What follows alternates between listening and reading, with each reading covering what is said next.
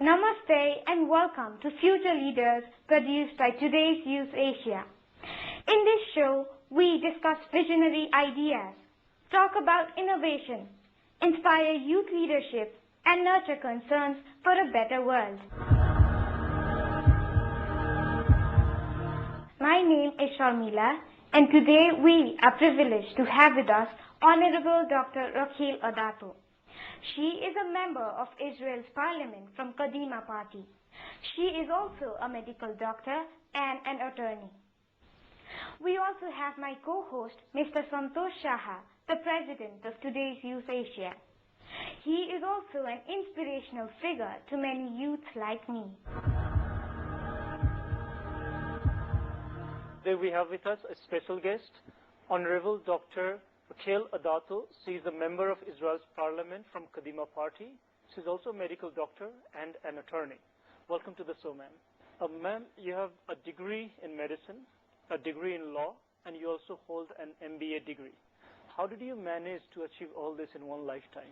The truth is that I think that education is the best tool that someone can have. Once you have a wide education, you can achieve more.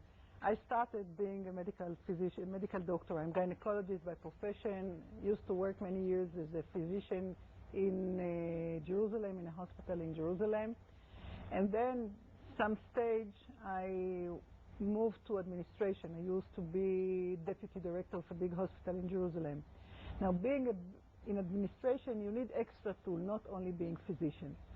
So the business administration was part of the tool, because running a hospital, you need this facility, you need this tool. And law is also part of what you need in order to do your job better. So that's the way, even without thinking, that's what I'll do. That's how my life went through. So you just scaled up as you required to move ahead. And then I finished now with a politician, with all this. In many nations around the world, the smart and intelligent students don't opt for politics. What inspired you to get into politics? I believe, and that's what I believe, I want that the parliament and the government will have, in the parliament and in the government will be people that will be well educated, will be previous experience doing things, running not only a company, but doing things for the public, improving themselves, doing something. I think that once you have this background, I think that's the right background that I myself want people to be in the government, in the parliament. Now, that's the reason why I decided to myself, why other people can do that. I can do it myself. So that's the reason why in some stage of my life, which was accidental timing, but I thought when I got the offer,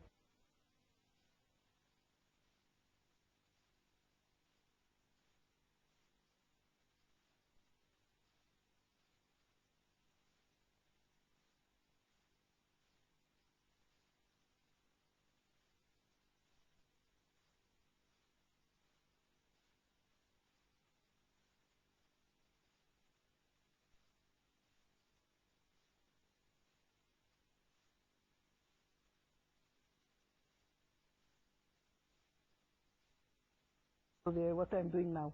This is a great example that you're just saying, that why do I let my life decide by somebody else? Because by being a politician, you do decide a larger mass future. How do we take this profound message of yours and tell to the younger generation, especially in South Asia? The most important thing, when you finish high school, go be professional.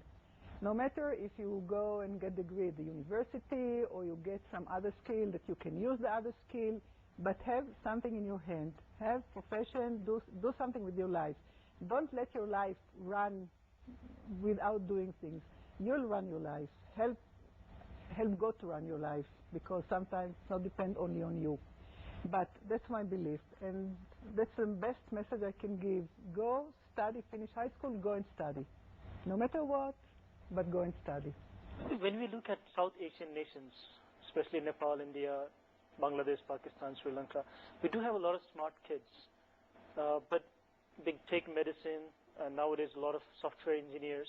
But when we tell them to take politics as a serious career, or as a means to support a larger humankind, they say politics is a dirty game, and which it is in South Asia.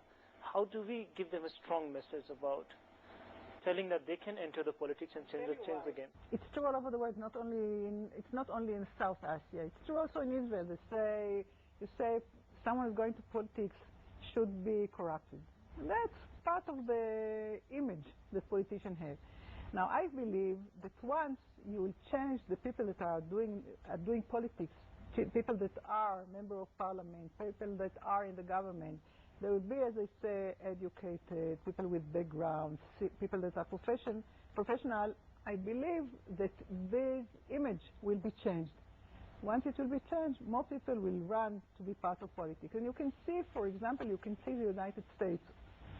People in the United States who are running to politics, 90% of them are not very young on one hand, are very educated, people that have some background, something which is more serious, and they are not considered to be corrupted at the very first stage.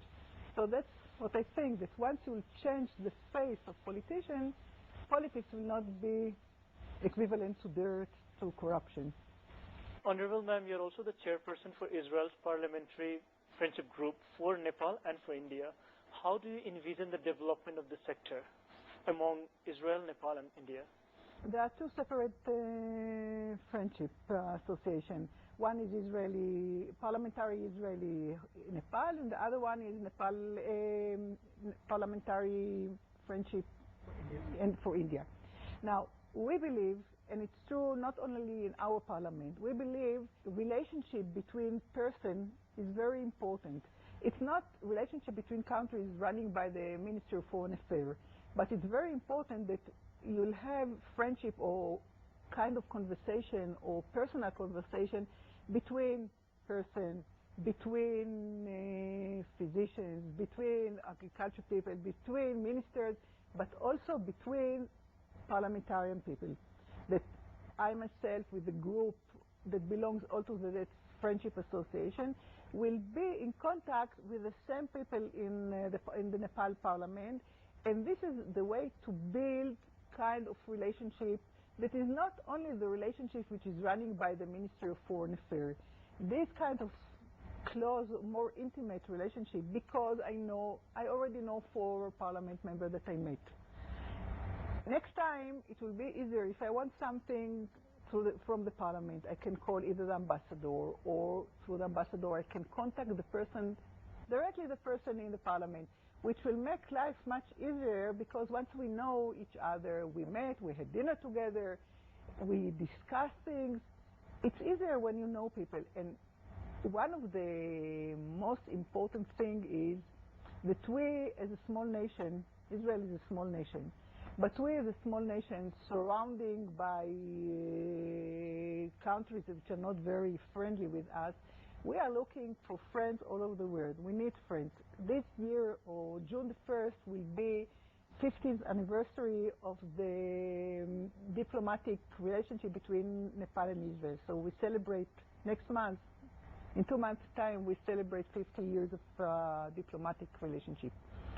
And it's very important for us to encourage this relationship, because we need friends in Asia, we need friends in Europe, we need America to be our friends, because we're a small country.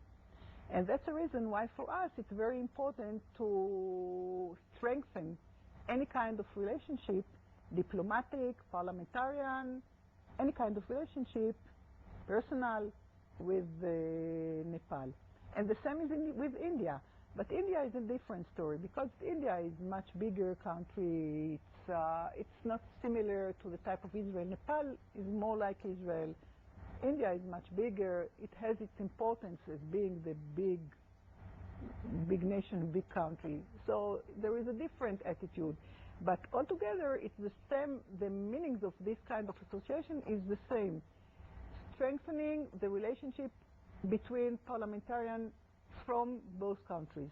How have you seen the role of women leaders in both Nepal and India's parliaments? I don't know much about Nepal so far, but I still have another 24 hours to learn about that.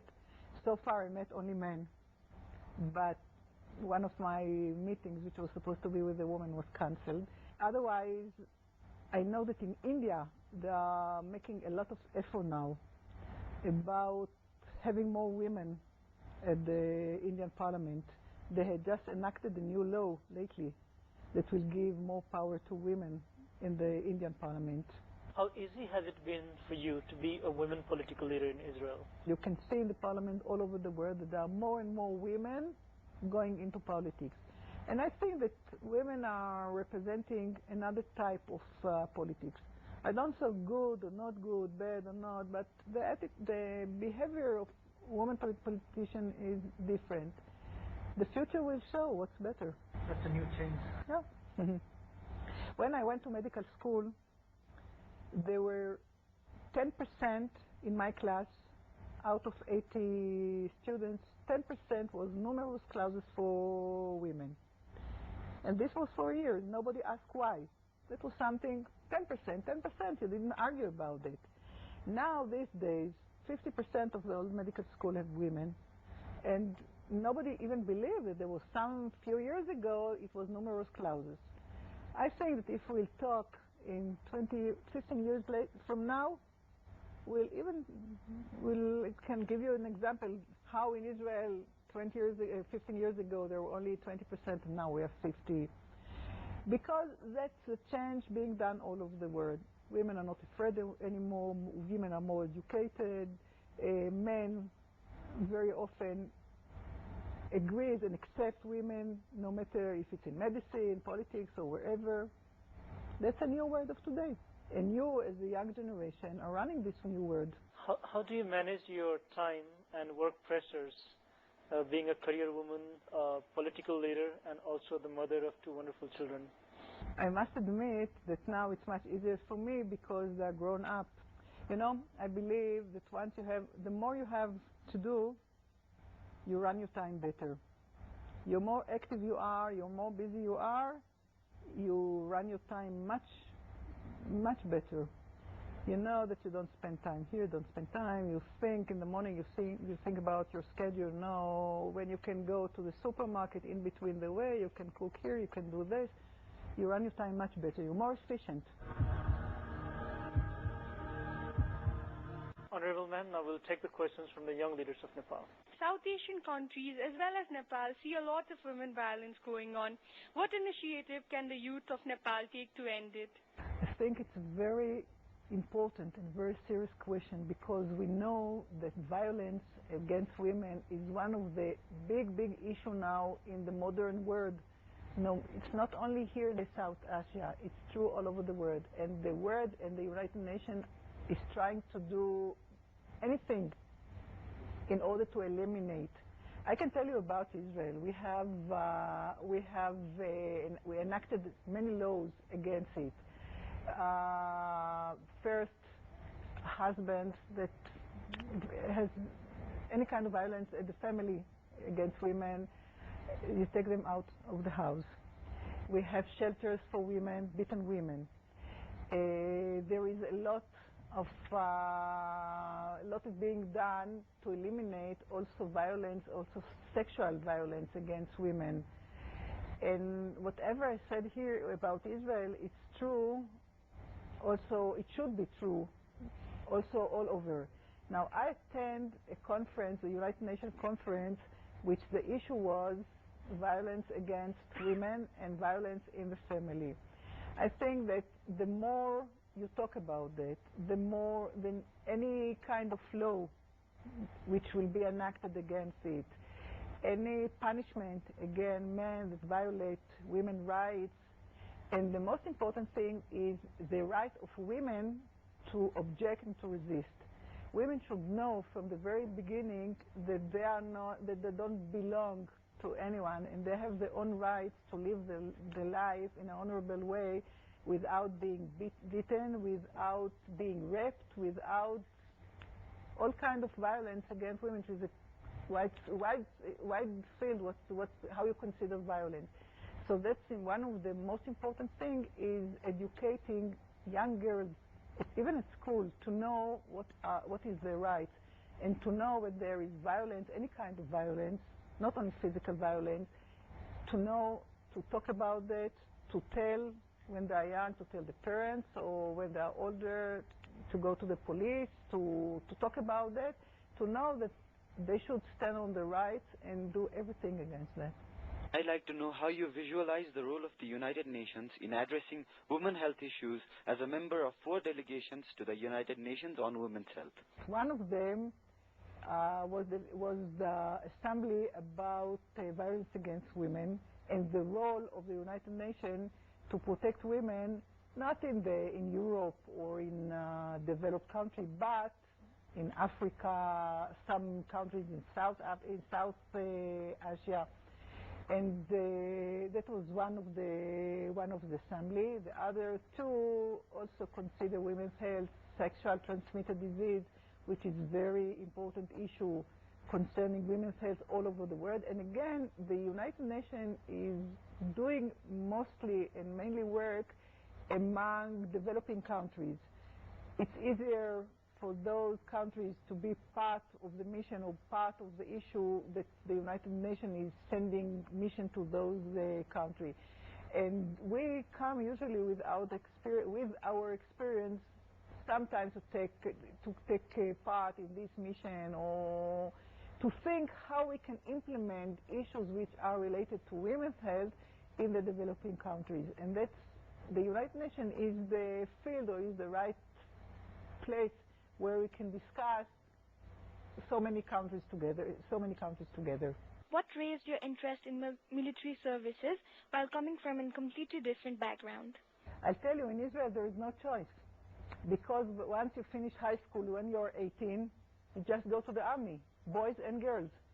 So nobody asks you if you want to, you don't want to, you just go.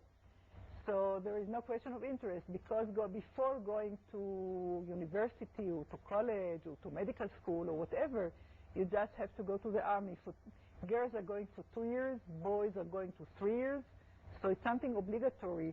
And nobody asked me if I want to go or not, I just had to. As we all know, you have a great level of success with 3 degrees and a good indulgence in politics. That is why you stand out to be as a great role model for youths like us. So what are the tips and suggestions you would like to share with the youth for their enhancement? You have to have some aim or some purpose, what you want to do. Once you have what you want to do with your life, and you're trying to do your best, that's the best message I can give. And the best message I can say again what I said at the very beginning. I am the great believer in education. I think that education is a very important tool in order to run your life as you want to run your life, and not that your life will run you. Facing the greatest environment threat of the century, why is combating climate change is becoming a burning issue on the agendas of government and business around the world? It's a very important question, because we are facing now the threat and the dangerous of the environmental influence, as you just mentioned, on the climate, on the ecology, on life of everyone of the global world, every person in the global world. Today, because of the development of the technology, more cars, more industry, more people in the world, and the fact that people are not doing the best in order to keep the environment, we need the intervention of the government, and not only the government of each country, but we need the intervention of committee of the whole government, or agreement of all the government in the world, in order to keep our world clean. Now, because of technology, there is warming. People say that there is warming the temperature of the world. The warming of the temperature of the world influence on the ice in the South and North Pole. This also influenced the whole world, and that's the reason why all the governments of the world, should unite and work together in order to prevent the threat, as you just mentioned, and it's very important and very big threat on all of us. In the field of women health, usually maternal services are considered as the main point of concentration. So what are your opinions related to establishment of women hospitals that take care of other women health-related issues besides maternity? You know, it depends, because today in many places there is a women hospital that treats not only maternity. They have women hospital that treats everything concerning women's health. And today, when we talk about women's health, we don't talk about gynecology only, about maternity or women's disease. We talk about looking at a woman, or look at a woman on her heart condition, psychiatric condition, gynecology problems, special diseases related to women. And today, the issue of women's health consider all the things that are related to women and specific to women. And more places have now a special outpatient clinics or departments that's called women's health to take care exactly what you just mentioned now, not only maternity, because maternity is only part of women's health, very important part, very important part of the life of women. But when you talk about women's health, you look about comprehensive approach, about everything that's considered to be in women's health, not as you just said. Nepal is just getting a one-way relationship, where it is getting more support from other countries. How can we, the youth, initiate to make it a two-way relationship? You are a young generation. This is your time. You should work high-tech. I'm not going to give any advice, but for you as a young generation, believe in your power. Believe in your country, believe in your power to change things. This is what you, as a young generation, you are the one to make the change also in Nepal. Don't say we are far away, we are a poor country, we don't have mines, we don't have oil. No, you have your young generation, you are going to do the change. That's no other way. Don't rely on any other country. You are the only person that can do the change. You've been working for many years in the parliament lobbies. As we know, Nepal is going through a transitional period. Would you please suggest some ways to improve the youth movement in politics? The young generation like you, as you just mentioned, that you are the young leaders of Nepal, should be involved. I don't know if politics is the right way, but should be involved in the life of the country. Now, the question is what young can do in politics, in the parliament. I don't see can be done a lot, but I do believe that if young generation or the young kids are involved in the social life of the country, that's the first step to be involved in politics. What message do you have for young leaders like me? First, believe in your power and decide, I'm going to devote my life not only to myself, but to the society. If I want to live in Nepal, I want my kids to grow in Nepal, I want them to be successful, I want to be successful. Believe in what you're doing and try to do not only for yourself, but also for the society. So that's one message. Do only not for yourself, but do for my country, your country, for Nepal, for Israel, whoever lives, wherever he lives. That's one thing which is important for young leaders. Believe in your power. Go, study, learn, be professional. Take the best that you can do. Don't say it's hard, I don't have money, I have to go to work, I cannot support myself, my parents can't support me, because 20 years from now, nobody will hear these excuses. Now do everything that you can do in order to do this progress. It will be good for yourself, or good for your country. Be involved. Be involved. Don't sit and criticize, sitting in a sofa and criticize out. Be involved in what's being done. Say that Nepal is important to me. I want to live in Nepal. My grandparents used to live there. I want my kids to be raised here. Nepal is important to me. Do the best for your country. With this, we come to the end of today's show. We look forward to your feedbacks. Our mailing address is utya@gmail.com. Thank you for watching us. We hope to see you next week at the same time. Have a nice week. Namaste.